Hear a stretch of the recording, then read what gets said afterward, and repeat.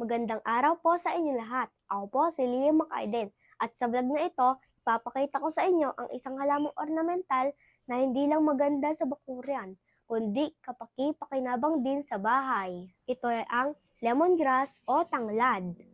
Ang lemongrass o tanglad ay isang uri ng halamang ornamental na madalas ginagamit sa pagluluto tulad ng tinola. Pero alam niyo ba, ang tanglad ay maaari ring gamitin bilang natural na pamatay ng langgam. Ito ay may taglay na sitral at geranyol. Ito ay mga sangkap na matapang ang amoy na ayaw ng mga langgam.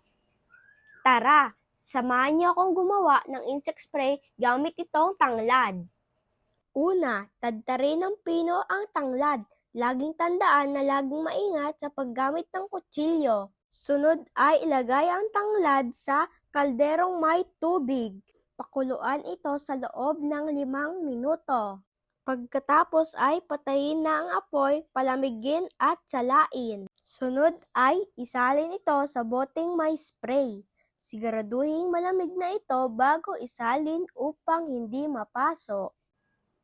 At yan ang aking proyekto tungkol sa tanglad bilang natural na pamatay ng langgam.